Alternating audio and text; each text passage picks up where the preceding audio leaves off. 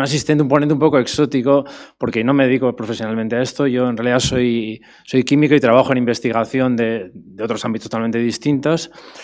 Y esto es fruto pues, de mi tiempo de ocio de muchos años, eso sí, hay que decirlo.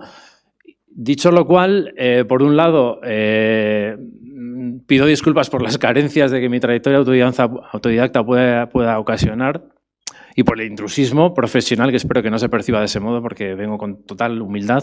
Y por otro lado, pues la verdad es que es un lujazo compartir espacio con todos estos nombres que componen el Congreso. Entonces, desde ese punto de vista, pues muchísimas gracias por la invitación y, bueno, espero estar mínimamente a la altura, desde luego no al mismo nivel, pero bueno, trataremos de contribuir un poco a este estudio del fuero. Y yo lo que planteo aquí es tratar de ver el impacto de los privilegios forales, pero no solo los privilegios forales, sino el uso que las instituciones hicieron, en este caso a lo largo del siglo XVIII, de esos privilegios forales para posicionar, promover, lanzar un poco el territorio, no solo en los contextos económicos, fiscales, de comercio, que son los evidentes en los que se manifiesta de alguna forma esa legislación foral, sino que en muchos casos iba mucho más allá de formas colaterales o de formas más indirectas. Entonces, bueno, voy a tratar de hacer un discurso más o menos ligero, que quedará, como se ha dicho, más detallado en la comunicación escrita. Voy a usar como arranque un poco las infraestructuras de Vizcaya, casi como excusa, cómo se abordaban, y como otro elemento que contribuye un poco al argumento que quiero presentar es la figura de Miguel Archer, y en sí mismo hacer una vindicación de esta persona. Ha aparecido esta mañana, someramente, y me gustaría detenerme un poco en esa figura para conjuntamente ver cómo trato de argumentar que el fuero iba mucho más allá de lo que todos podemos tener en mente en un plano que hasta la fecha, pues, hasta el momento no se ha abordado en el Congreso, hasta donde he podido seguir. Bien, en primer lugar, las infraestructuras de Vizcaya. Principalmente me voy a centrar en caminos y puertos, que es los que entiendo que tienen mayor relevancia. Bueno, los caminos ya en el Fuero Nuevo tenía todo un capítulo dedicado a ellos, evidentemente con un detalle, bueno, relativo, digamos que no se indicaban un poco las responsabilidades, etcétera, etcétera, pero bueno, no en demasiada profundidad.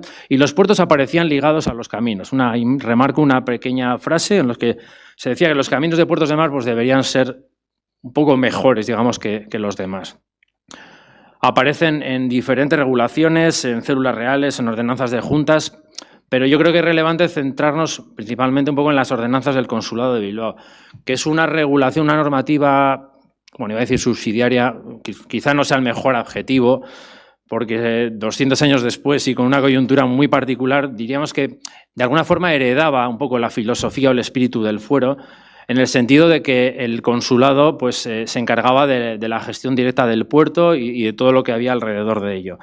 No voy a entrar mucho más. Ha estado Aingeru a la mañana. Hablar del consulado en un evento en el que ha estado Aingeru es, bueno, pues ponerte ya un poco a remolque, evidentemente. Pero sí es cierto, bueno, que se refleja de alguna forma esa relevancia y esa necesidad de preservar la infraestructura y de controlar técnicamente que todo funcionara como debía, a todos los niveles, de pilotos, de navíos, de entradas, salidas. Y bueno, y en este caso al revés, aparecen los caminos un poco de forma más indirecta, subordinada a lo que era el comercio portuario. Bien, ¿qué pasa a comienzos del siglo XVIII? Bilbao era el puerto predominante en el Cantábrico, sin ninguna duda. Había estado monopolizando, casi podríamos decir, todos los flujos comerciales hacia el norte de Europa y que salían y que venían, en conexión con la monarquía hispánica. Pero a comienzos del siglo XVIII, Santander activa un poco la modernización de sus infraestructuras, empezando por el puerto, y hace una renovación bastante notable. Bueno, aquí la figura es mucho más adelante, pero las reformas comienzan a principios de siglo, y ligado a ello también acomete una reforma del camino que unía Santander con Burgos a través de Reynosa. Claro, ¿esto qué pasa? Que ponía en peligro todo ese flujo prioritario que Bilbao estaba de alguna forma monopolizando, tanto la salida de la lana castellana hacia los mercados europeos como la importación de múltiples manufacturas que venían de las Provincias Unidas, de Inglaterra, etcétera, etcétera, y que se distribuían hacia el interior en la monarquía hispánica e incluso se redistribuían a otros puertos de todo el imperio. Bilbao se estaba quedando atrás un poco en sus infraestructuras. Los fondos de la ría se empezaban a colmatar, condicionaban mucho la entrada de barcos de gran calado y, por lo tanto, limitaban mucho ciertas entradas de comercio. Y el camino que llevaba a Burgos desde Bilbao, pues bueno, los múltiples caminos que llevan a Burgos, ninguno de ellos respondía realmente a las demandas que se precisaban para el transporte de esas mercancías. Bien, en este contexto de alarma de las instituciones, de identificar ese peligro, esa competencia sobrevenida de alguna forma, pues aparece la figura de Miguel Archer. Ahí tenéis una foto, tenemos una calle en Bilbao que se llama Marino Archer, no es la más bonita de Bilbao, todo hay que decirlo, está en Zorroza, y en la urbanización de Zorroza del 1942, creo recordar, alguien decidió poner ese nombre allí. Me gustaría en algún momento descubrir quién fue y por qué, porque es curioso, la verdad. Pero es una figura que aparece en la bibliografía ya desde mediados del 19, aparece, ligado a su múltiple actividad que ahora veremos. Pero es cierto que desde mediados del 19 hasta ahora podemos contar que solo 10 autores primarios han sacado a relucir la figura de Miguel Archer. Además, su presencia aparece en cuestiones muy atomizadas, muy particulares. No hay una visión integral de lo que este hombre dedicó a Bilbao. En otros casos hay informaciones que son bastante dudosas y algunas que son abiertamente erróneas.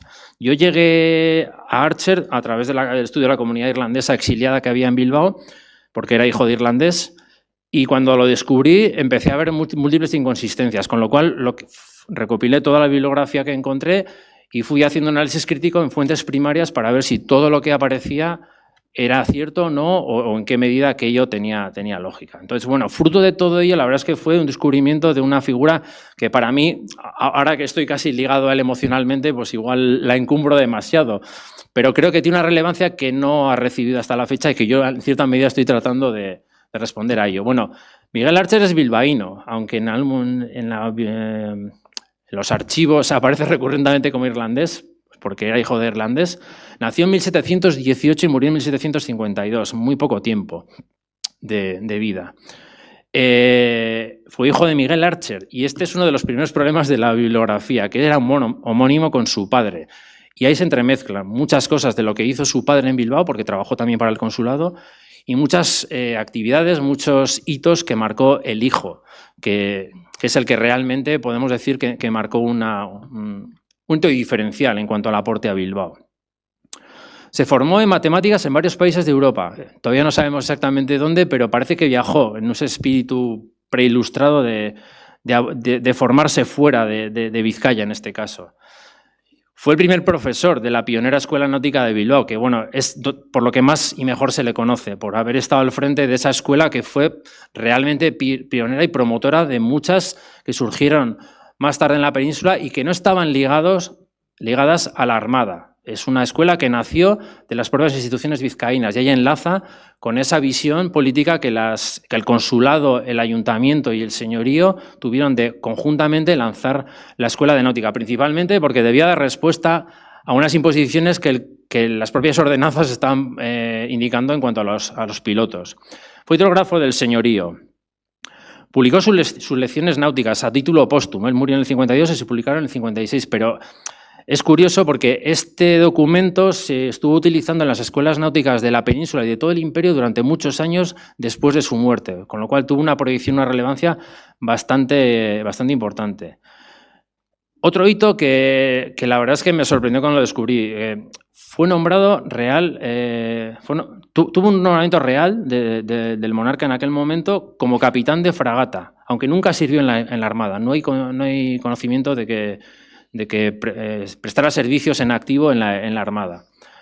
Y participó en múltiples obras que tenían que ver con lo que en aquel momento la ingeniería civil no existía como tal, pero bueno, obras de conservación y mantenimiento de la ría, diseñó una máquina de dragado que era necesario para esa colmatación de los fondos, el diseño de las conchas para los pilotos lemanes que se precisaban. Y bueno, y estudió principalmente las diferentes rutas que conectaban la costa cantábrica con el interior, con Burgos. Tanto la competidora de Santander como las posibles opciones que se barajaron para conectar Bilbao con Burgos en una nueva infraestructura de transportes. Bueno, y fue examinador agrimensores. Es relevante la precocidad de Archer. Nació en el 18, y aquí es donde el no discriminar entre su padre y él ha generado mucha distorsión en su interpretación. Nació en el 18 y con 20 años ya aparecía en la primera matrícula de mar, que aparece en Bilbao en el 39. Es nombrado el profesor de la Escuela de Matemáticas y Náuticas con 23 años, que aunque eran otros tiempos es relativamente joven. Finalizó sus lecciones náuticas escritas con 27 años, que es un texto que tuvo tremenda relevancia, y fue nombrado capitán de fragata con 31 años. Como referencia hay que decir que Jorge Juan y Ulloa fueron nombrados capitanes de fragata con 31 y 34 años respectivamente. Con lo cual, es cierto que en este caso fue un nombramiento de oficio que probablemente no tenga el mismo valor, pero sí es cierto que tuvo su repercusión a nivel de la monarquía. Bueno, y falleció en el 52, diría que prematuramente joven por todo lo que le quedaba por hacer. Bueno, la Escuela Náutica fue uno de sus hitos más relevantes. Ahí aparece su plan de estudios cuando se inauguró en el 42. Tenía un plan de estudios extremadamente ambicioso y extremadamente avanzado para la técnica y la ciencia que existía en Europa, no digo en la monarquía hispánica. Y bueno, sus lecciones náuticas que, como decía, bueno, como referencia podemos decir que el censor de este texto fue el propio Jorge Juan, el cual al comienzo de la obra lo alaba como un texto que no existía hasta el momento en la monarquía hispánica. Es cierto que luego él publicó otro que también probablemente lo superó, pero claro, esos elogios procedentes de Jorge Juan yo creo que dan una dimensión bastante buena del contenido de este documento. En cuanto al camino de Bilbao a Burgos, pues bueno, como os decía, hizo una inspección de todas las posibles vías y bueno, no voy a entrar en detalle, solo apuntar que bueno, hay un documento, un expediente extensísimo en Simancas, en el Archivo General de Simancas, que recoge toda la documentación relativa al 18 con los caminos que conectaban con Burgos y la verdad es que fue un gustazo encontrar que están todas las notas personales, veis ahí a la izquierda, que hizo Miguel Archer en ese estudio de campo de cada uno de los tramos que fue estudiando y evaluando. Y la verdad es que bueno, ahí aparece solo el tramo de Bilbao-Olatxu y el de Siorraga-Altuve. Bueno, pues hay un folio con notas personales para cada uno de ellos. Y a la derecha veis lo que no pudo concluir, es decir, fruto de esas inspecciones y de las rudezas del clima en ese tránsito de Bilbao a Burgos, pues hay autores que dicen que murió por tuberculosis, probablemente fruto de un clima muy extremo, y no pudo compilar toda esa información, sino que, bueno, a la derecha, años más tarde, quedó en manos lo hizo Pedro Hermenegildo de Vidaur.